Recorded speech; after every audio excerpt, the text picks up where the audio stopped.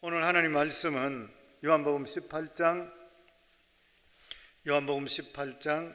15절에서 18절 15절에서 18절 그리고 25절에서 27절까지 읽겠습니다. 요한복음 18장 15절에서 18장 먼저 읽습니다.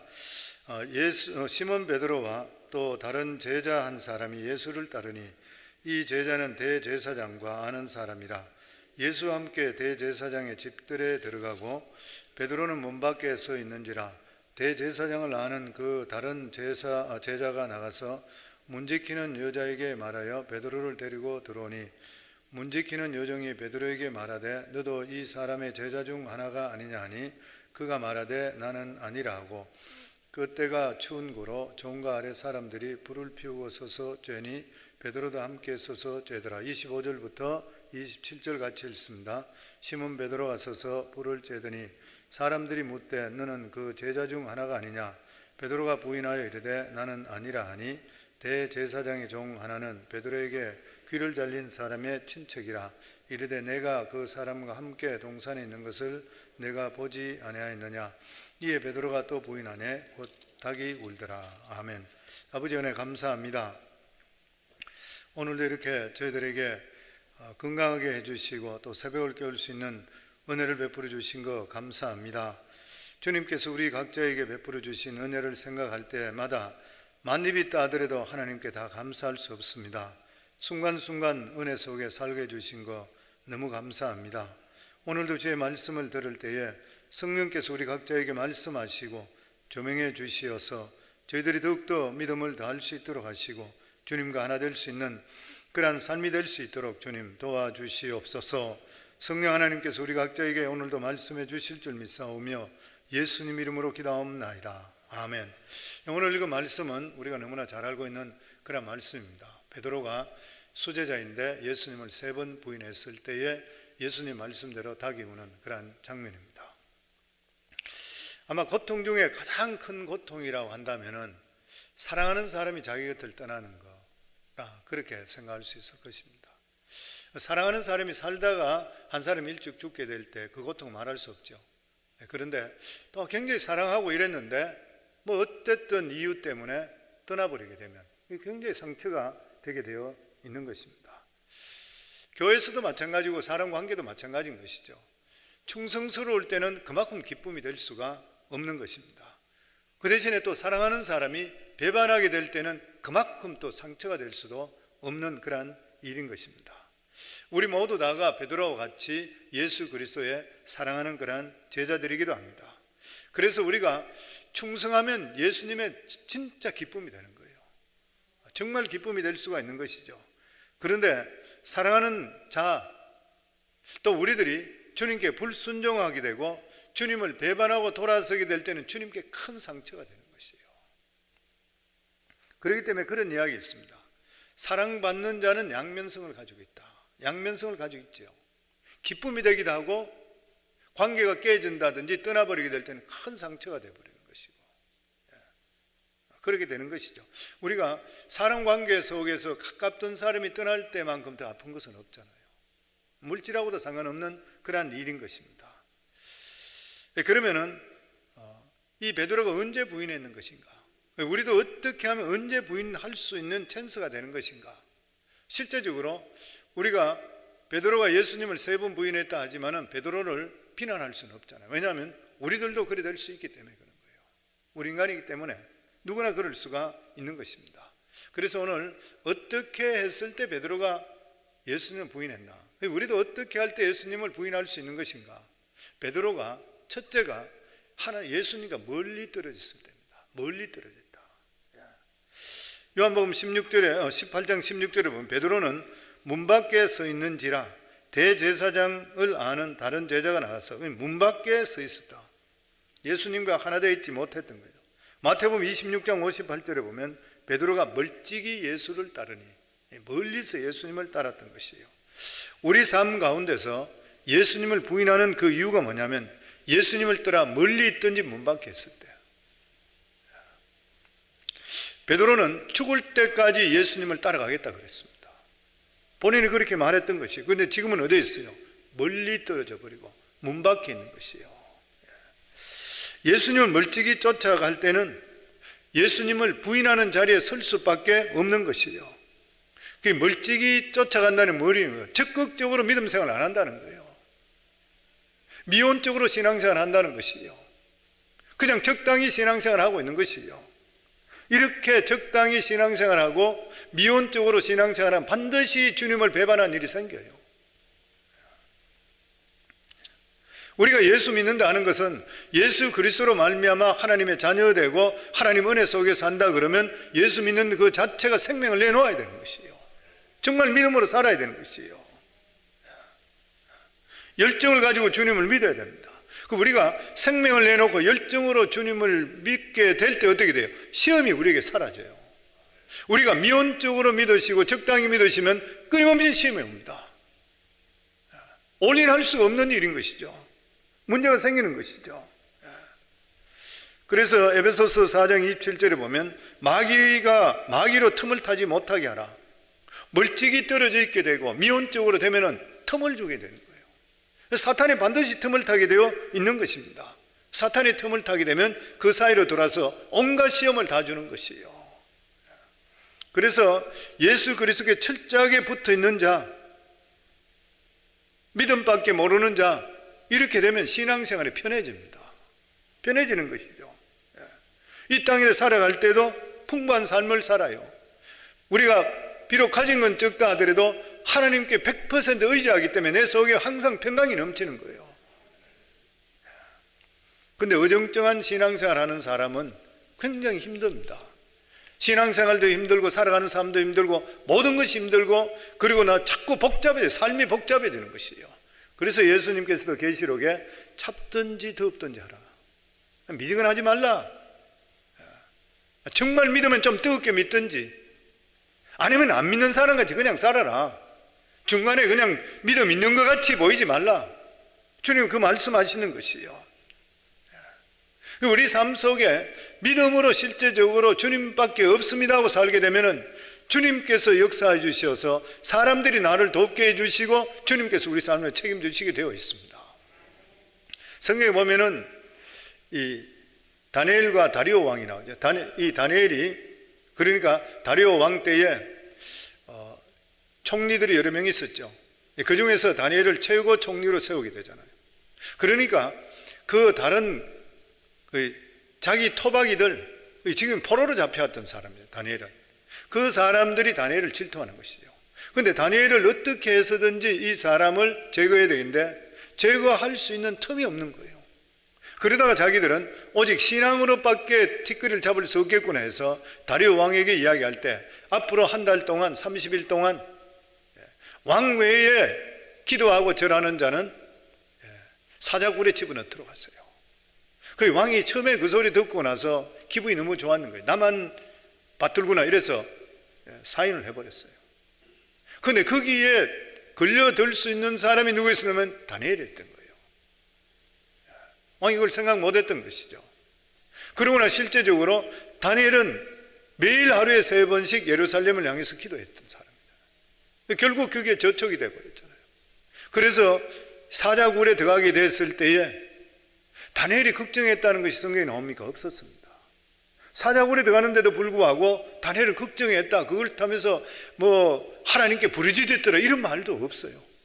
그런데 누가 걱정했냐면 다리오 왕이 걱정을 하기 시작합니다. 밤에 잠을 한숨도 못 잤다. 다리오 왕이 잠을 한숨도 못 잤어요. 자기가 사랑하는 사람이 자기가 사인했는 것 때문에 지금 사자굴에 들어가게 됐으니까 얼마나 고통이 심한지 몰라요. 그 다음에 날이 밝자마자 사자굴에 던지구나. 날이 밝자마자 다니엘아 다니엘아 너희 하나님께서 너를 건져주셨더냐. 왕이 먼저 쫓아들어 음식을 금하고 주악을 금하고 뛰어갔었어요. 그러니까 우리가 하나님께 바로 붙어서 믿음 안에 살게 되시게 될 때는 주위 사람들이 우리를 돕는 손길이 나타나게 되어 있습니다. 아브라함을 보세요. 하나님께서 아브라함에게 자기 독자 이삭을 모리아산에 하나님께 번제물로 드리라 했잖아요. 아브라함이 그 말씀을 듣고 나서 바로 실행하게 됐죠. 모리아산에 가서 칼을 들고 나서 아들을 찌르려고 그러잖아요. 번제물로 드리기 위해서 죽여야 되니까 찌르려 했는데 하늘의 소리가 들려. 하나님 소리 들려. 아브라함아, 아브라함아. 성경에서 사람 이름을 이렇게 두 번 하나님 부르는 게 이 처음입니다. 하나님께서 얼마나 급한지 몰라요. 여차하면 그냥 찌를 것 같으니까 하나님께서 위에서 아브라함아, 아브라함아.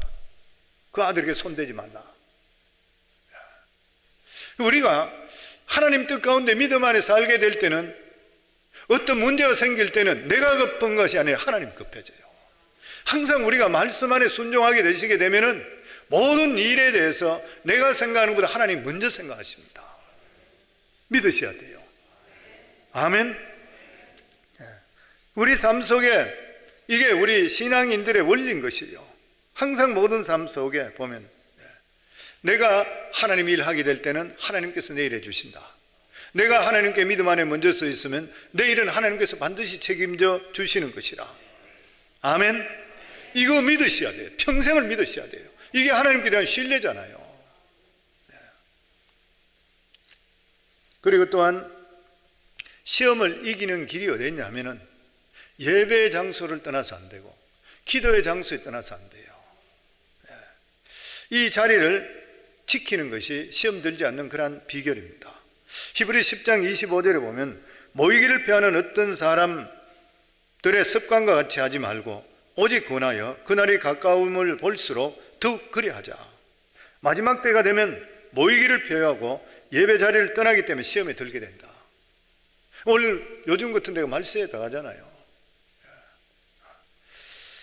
우리가 시험에 들지 않기 위해서는 항상 살아가는 삶이 우리가 예배 중심적인 거, 이 기본으로 돌아가시면 돼. 이스라엘 백성들을 노예 건성에서 하나님 백성으로 만들기 위해서 40년 동안 성막 중심적으로 살게 했잖아요. 계속적으로. 저희들도 살아가는 것이 항상 성전 중심적으로 사셔야 돼요. 저보고 그렇게 이야기하는 분이 있어요. 요즘은 이렇게 팬데믹으로 인해서 교회 와서 예배를 잘 못 드리잖아요.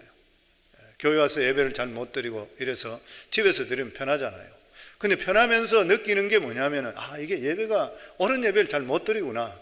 왜냐하면 예배 시간 되고 이러더라도 뭐 누가 보는 것도 없고 이러니까 틀어놓고, 컴퓨터 틀어놓고 나서 설거지도 하고 뭐도 하고 왔다 보고 또 가고, 이게 그 유스프라고 그냥 생활화 돼버려요. 그냥 그러면서 자기 마음을 계속 트는 거예요. 내가 이러면 안 되는데, 이런 마음이 든다고 하는 것이에요. 그래서 우리가 온라인으로 예배 바로 드리는 거 쉽지 않습니다.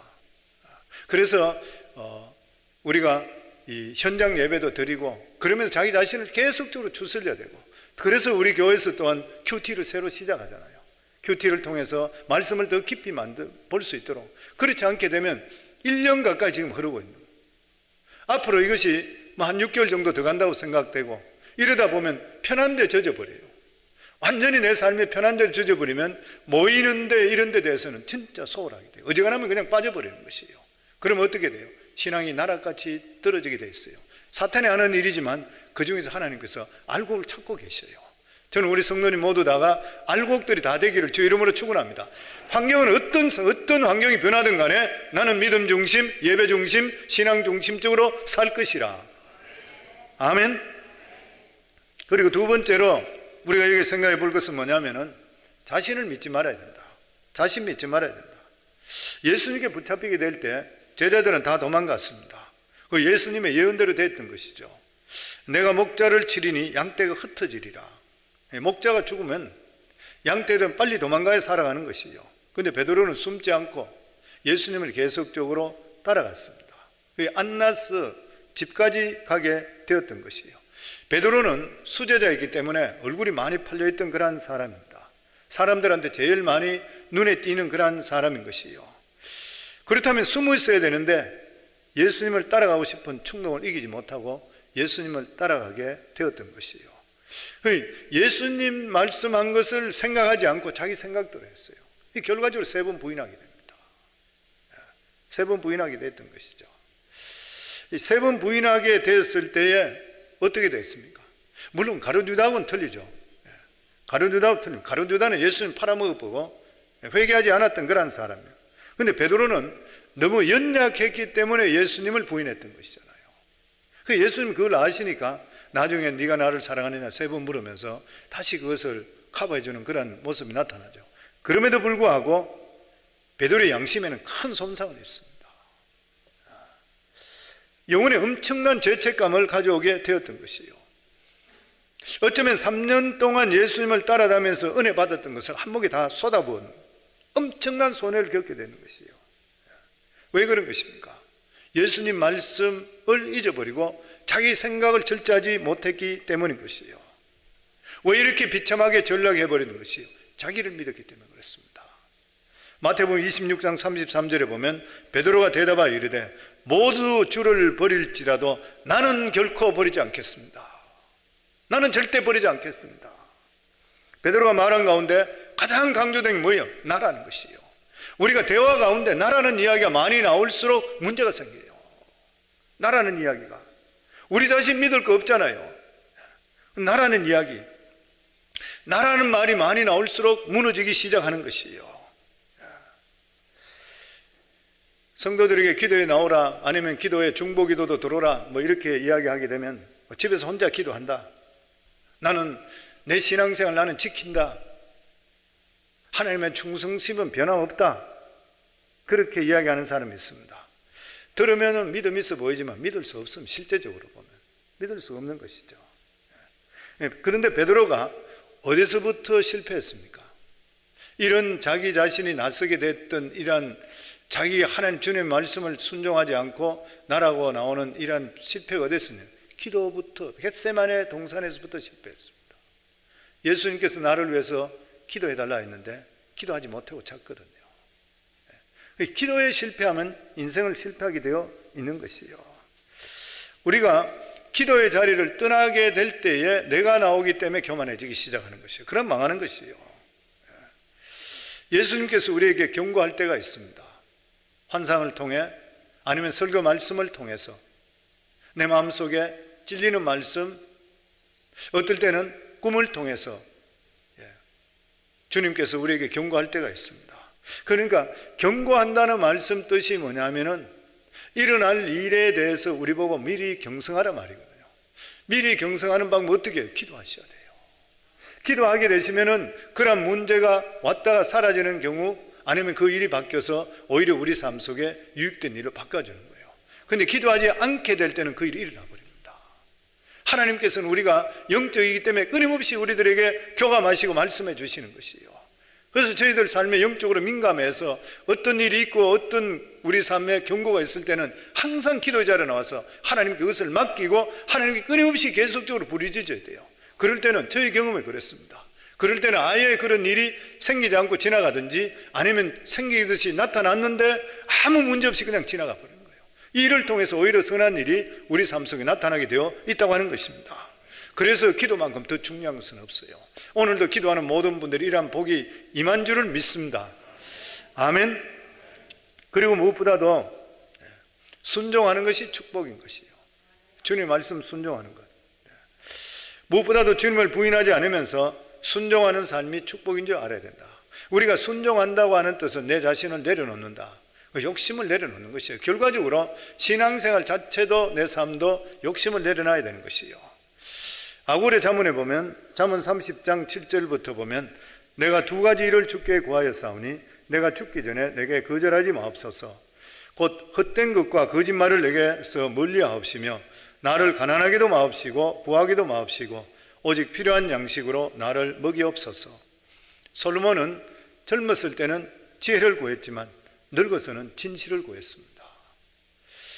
하나님께서 내게 허탄을 버리게 해주시고 거짓을 버리게 해주시고 신실한 종이 되게 해주소서. 이것이 솔로몬의 마지막 기도인 것이에요. 우리는 크게 쓰임 받는 것, 잘 되는 것을 구합니다. 그런데 솔로몬은 다 끄더라. 내가 인생 살아보니까 그렇게 구하는 거 전부 다 헛거더라. 솔로몬은 그 인생 말년에 주님 앞에 설 때에 자기 자신을 스스로 돌아보면서 허탄한 것들 버리는 것이 귀하다는 것을 깨닫게 되는 것이에요. 거짓을 버리고 진실하게 사는 것이 가장 귀하다는 것을 깨닫게 되는 것이에요. 저도 처음 목회할 때, 설교할 때마다 막 기적이 일어나달라고 그렇게 기도했습니다. 한 번 설교에 3,000명이 회개하고 돌아오기를 그런 기도를 했죠. 뭐 지금도 그렇게 기도하고 있어요. 그런데 목회를 자꾸 하면서 말씀을 전하다 보니까 자꾸만 바뀌는 것이에요. 그게 뭐냐면 진실한 목회자가 되게 하소서. 끝까지 변하지 않는 목회자가 되게 하소서. 그리고 깨끗하게 보존되게 하소서. 이런 기도가 계속적으로 나오는 것이에요. 교인들이 많이 모이는 거 참 중요합니다.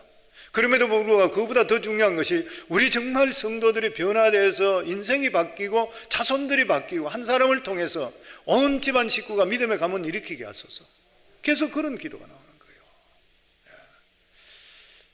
우리 자신들이 변화되면 주위 사람들이 살겠잖아요. 한 사람이 변화되면 가정이 살게 되어 있습니다. 그리고 한 사람이 사회에서 바로 서게 되면 사회 전체가 바뀌기 시작하거든요. 그리고 우리 삶의 믿음 생활에 제일 중요한 게 내가 믿음 좋다 하는 것을 내 삶 속 열매가 맺혀져야 되는 거예요. 그게 자꾸 생각나요. 우리가 마지막 숨을 거둘 때에 가장 행복하고 평안한 사람이 누구 것인가? 하나님과 사람 앞에 정직하고 진실했던 사람입니다. 이게 성공하는 인생인 것이에요. 그러기 위해서는 우리 자신의 삶에 욕심을 내려놓을 수가 있어야 되는 것이에요.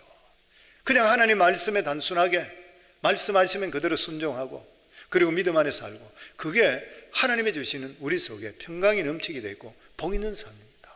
그래서 우리 예수 오랫동안 믿고 저희 신앙생활 저는 계속적으로 하면서 느끼는 게 하나님 말씀 안에만 계속적으로 믿음 안에만 살아가게 되니까 그렇게 마음이 편안할 수가 없어요. 그렇게 마음이 큰 것을 가지는 것보다는 편안하고 염려 걱정 없도록 하나님께서 하나하나 정리를 해주시는 것이에요. 사랑하는 귀한 성도님들, 베드로는 주님과 가까이 있어야 되는데도 불구하고 멀찍이 떨어지는 틈을 주는 바람에 엄청스러운 고통을 당했습니다. 성도님들, 우리 모두 다 주님과 우리 사이에 사탄이 들어오지 않도록 틈을 주지 않기를 주 이름으로 축원합니다. 그래서 항상 우리의 사고가 항상 교회 중심, 예배 중심, 믿음 중심, 말씀 중심, 그리고 기도 중심적으로 계속적으로 붙어 계세요. 그러면은 주위 사람이 우리를 돕게 하고 뿐만 아니라 하나님께서 우리를 대신해 주시고 하나님이 더 급해지세요. 마치 아브라함과 같이 하나님께 더 급하게 우리를 해 주시게 되어 있는 것이에요. 그리고 무슨 일이든 간에 하나님 말씀에 순종하시고, 그리고 과한 욕심 내지 마시고, 그리고 자족할 수 있는, 신앙의 가장 귀한 것이 자족이잖아요. 하나님 주신 은혜에 감사하는 이러한 삶을 살고 하나님 앞에서 진실하고 사람들 앞에 진실하고 정직한 이러한 삶을 살 때 성공적인 신앙생활을 하는 것입니다. 저는 우리 성도님 모두 다가 이러한 삶으로 축복받기를 주 이름으로 축원합니다.